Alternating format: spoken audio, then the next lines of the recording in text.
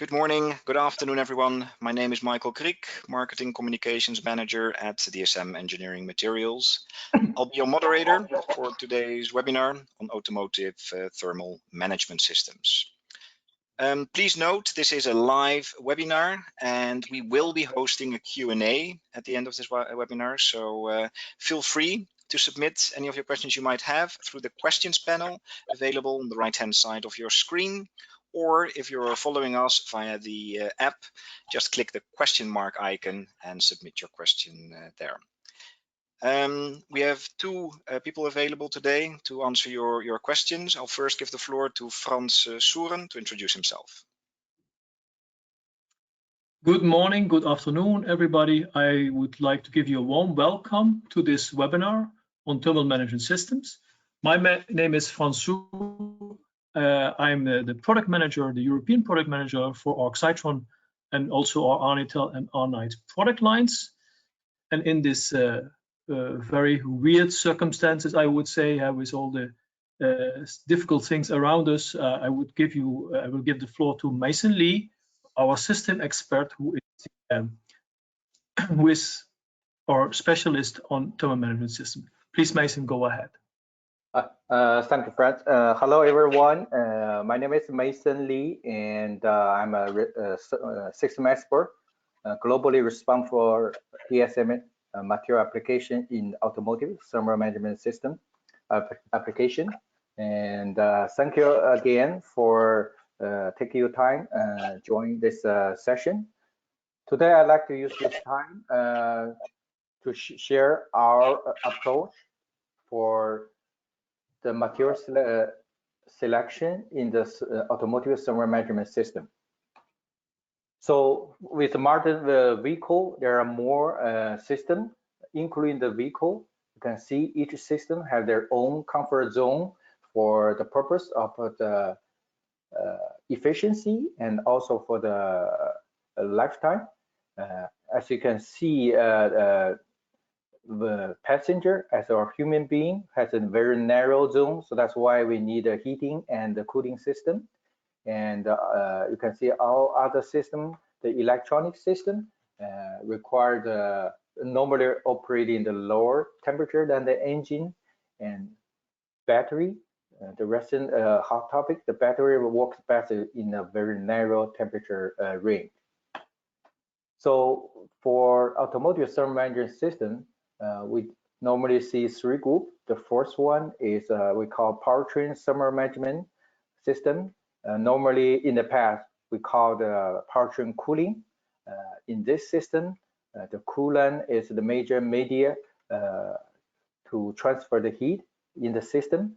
And with the modern technology and more focus in the fuel efficiency, the powertrain not only required cooling, but also require the quick warm-up at the engine start to achieve the higher efficiency.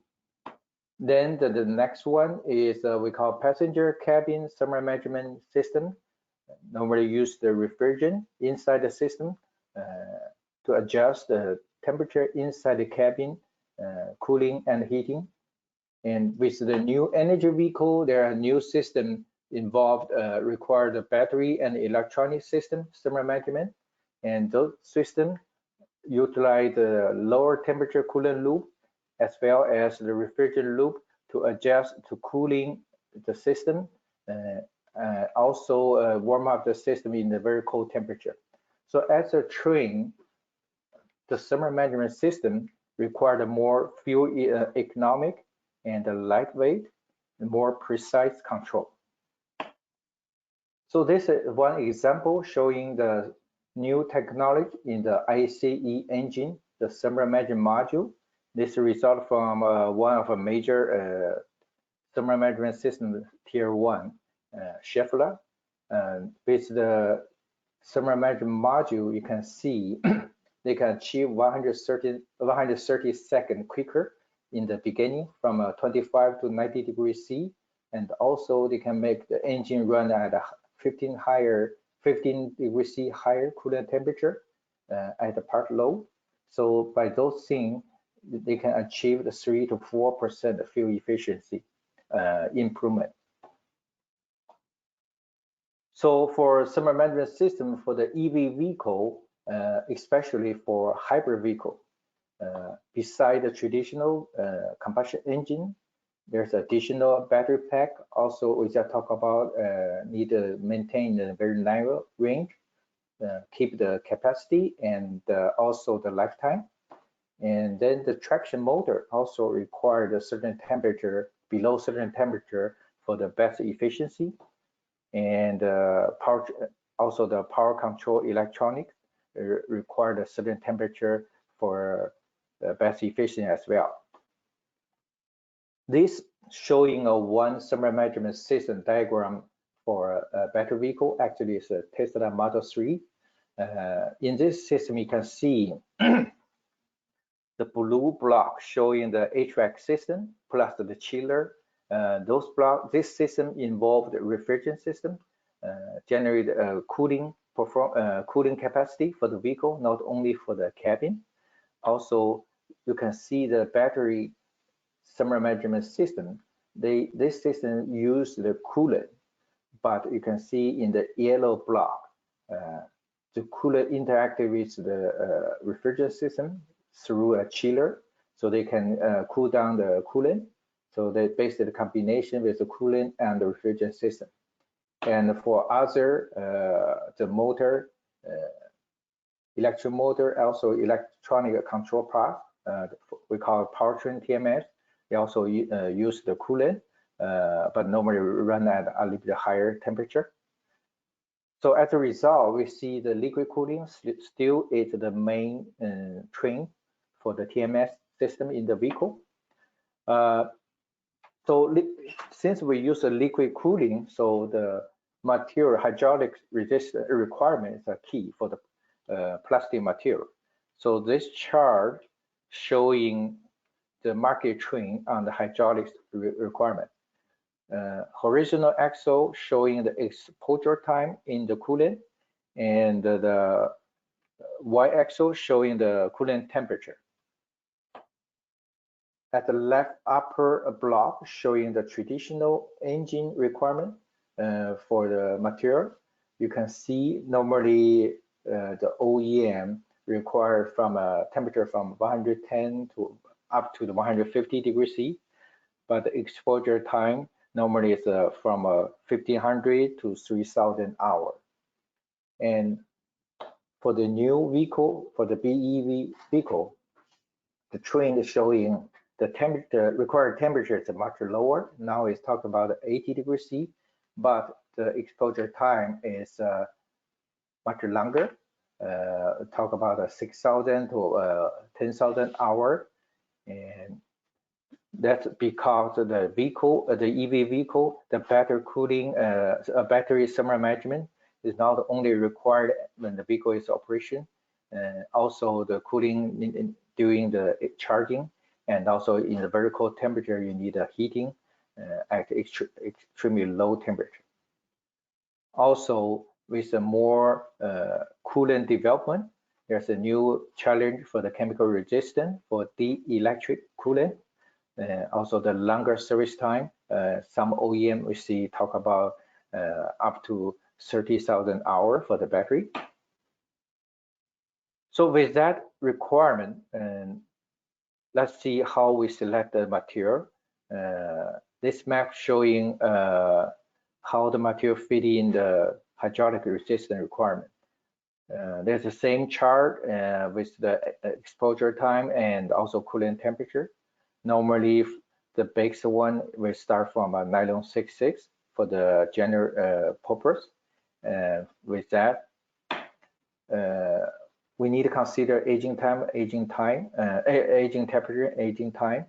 And with the same exposure time, when the application temperature going up, we need to consider from PA66 to long-chain nylon. Also, the next one will be the PPA, and also the best one will be PPS. But with the same temperature, if the exposure time is getting longer, it's the same trend. We also need to consider from PA66 to long-chain nylon. to PPA. Ultimately, the PPS is the best one. And also, there are some other factors need to consider from the product design. The first one is the weld line strength before and after aging. Also, do you need a bump up design and property at the absolute real temperature, and also the secondary process capability like debris and welding. So the DSM has a complete portfolio, cover all those questions, cover the TMS requirement. So let's have a simple walk from our product portfolio. Basically, for the general purpose, we normally consider start from a nylon 66, like a traditional radiator end tank. Basically, this nylon 66 passed the requirement at 100 degrees C, certain hour, 3,000 hour aging test. When you need a even higher weld line strength at a conditional state, and also you want to have a drop-in solution. Our long-chain nylon EcoPack is a better solution. And with this EcoPack, we also have extruded grade, give you provide for the application of the coolant tube. So after EcoPack, if you require even higher stiffness at the dry and condition status and more precise dimension requirement, then our hydraulic grade PPA 40 MX15HR can provide the good performance, and the 120 degree C with 3,000 hour, and also we can use for we can pass the 135 degree C with 1,000 hour coolant test. Beyond that one, if even you are looking for best dimension stability after coolant aging, and also the best chemical resistance. Let me see. Sorry.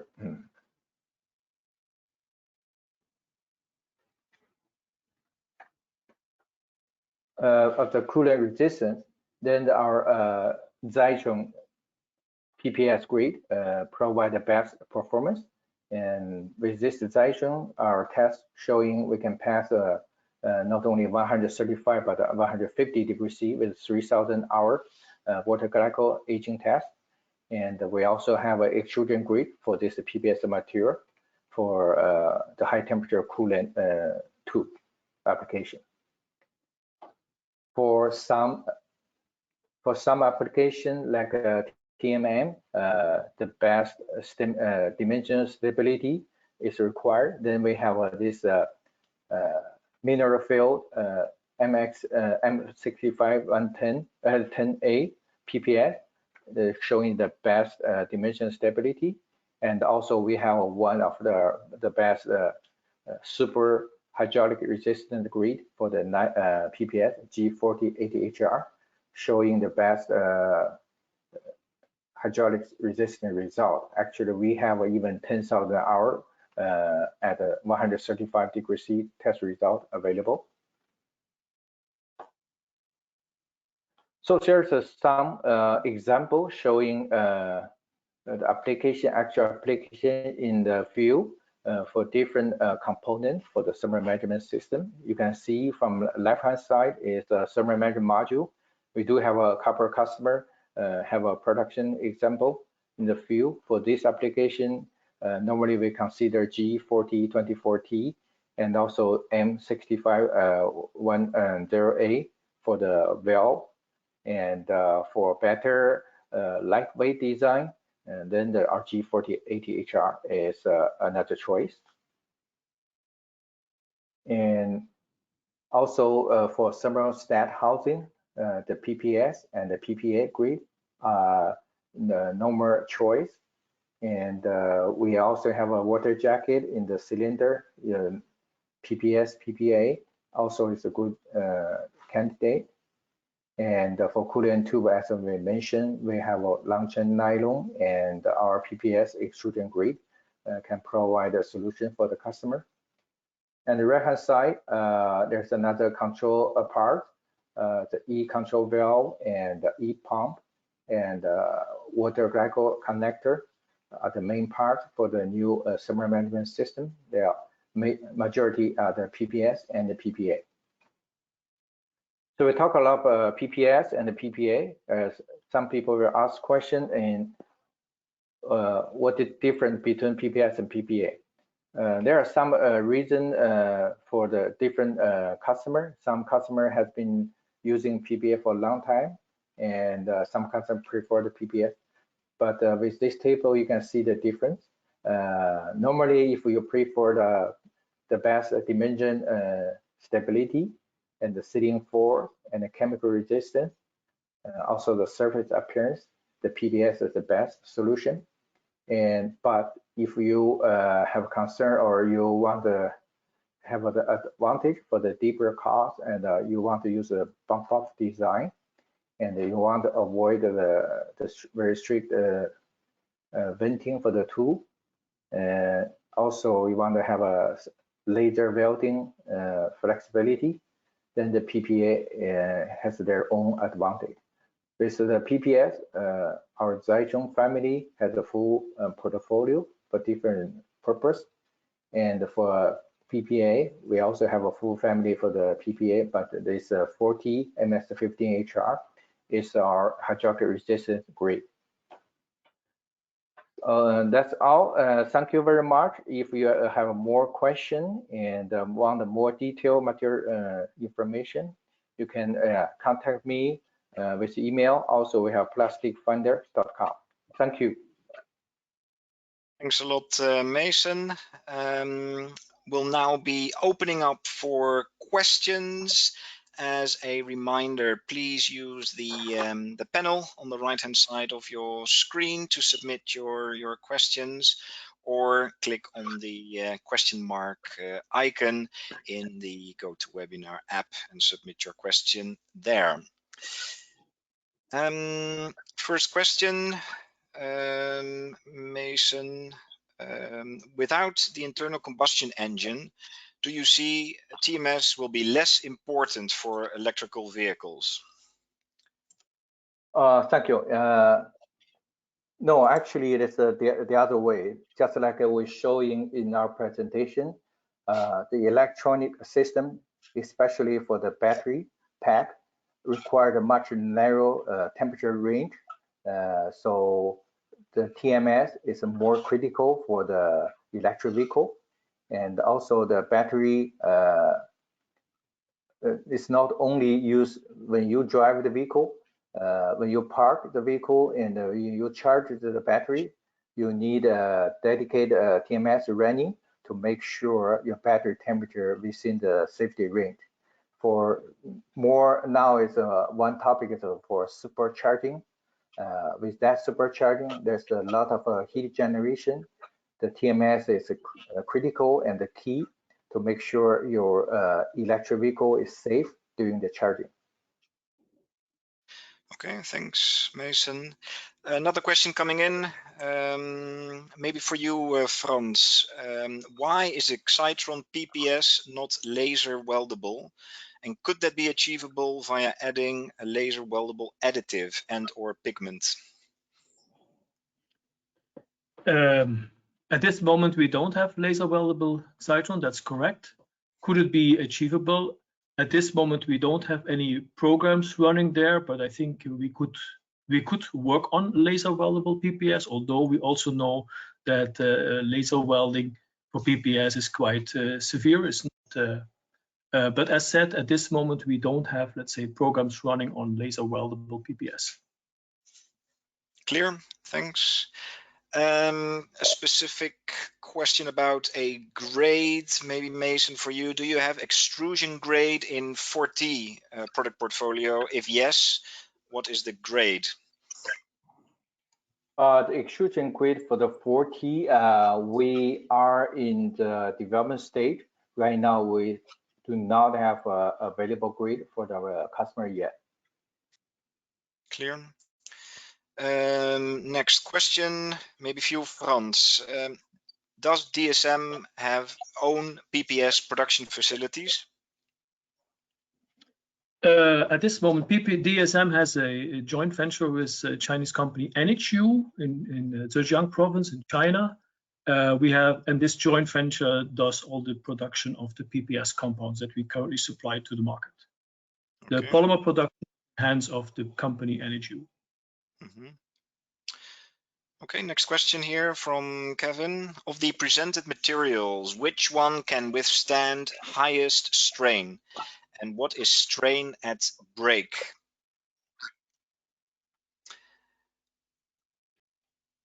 The strain, okay. In this material, we talk about the main grade. We do have some impact modifier grade provide extra strain for different material. Basically, yeah, the PPA have the less elongation than PPA and PA66, but we do have an impact modifier grade provide improvement on the PPS. Okay, thank you. Another question from Mason. Since under the hood temperature in electrical vehicles is much lower than in internal combustion engine vehicles, do you see material requirement for TMS component will be lower? That's a good, yeah, that's a good question. And we do see the temperature is much lower, but just like I mentioned, for material selection, there are the two major factors. One is cooling temperature. The other one is aging time.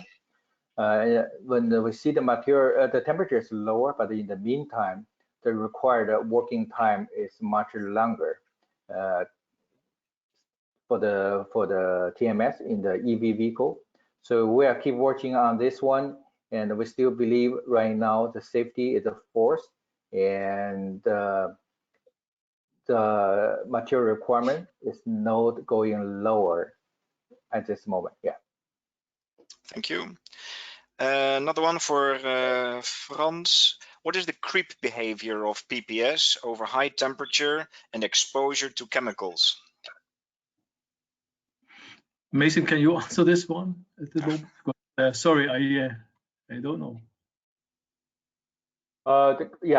Creep performance is one property.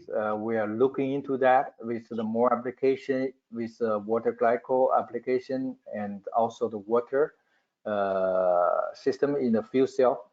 Creep performance we believe is one key property for the system design, and we are working on that right now. And we don't have the detailed data yet, but we understand it's a critical property. So our scientist team is working on that. Yeah. Okay. And another one for you, Mason. Among PPA and PPS, which do you see more in thermal management system applications? I will see more PPS. PPA traditional is well used for high temperature hydraulic system in the past.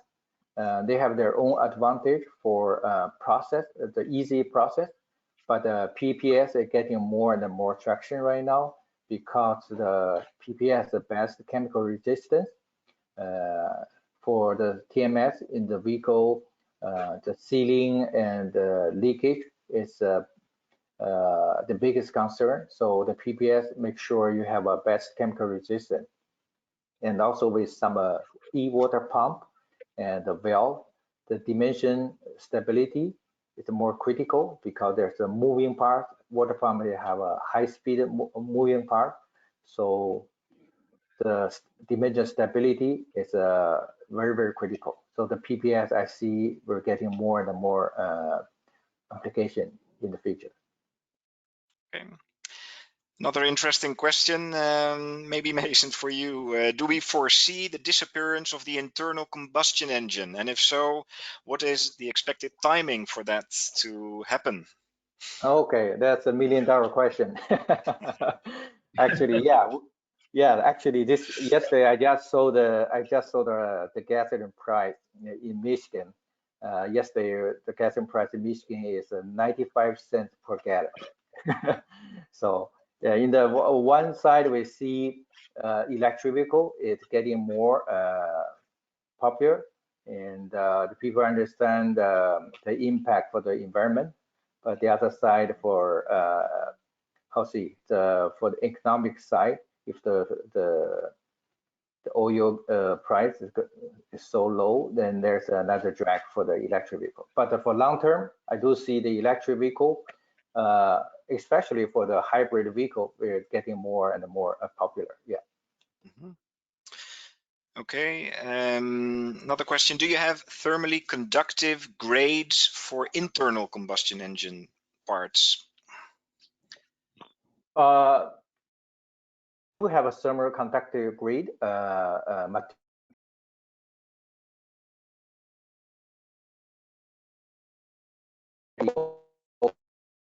the plastic. Still, we can improve by 10 times from 0.2 watt and to the 2 watts, but it's still far away from metal. Metal is about 1,000 times higher, or yeah, 100 or 1,000 times higher. So for internal combustion engine, because of the heat resource is very big, so I do not see the thermal conductive material, conductive plastic material. We have more application. We do see probably for small electronic parts with a limited heat resource, and we can use plastic to replace the metal for the small heat sink.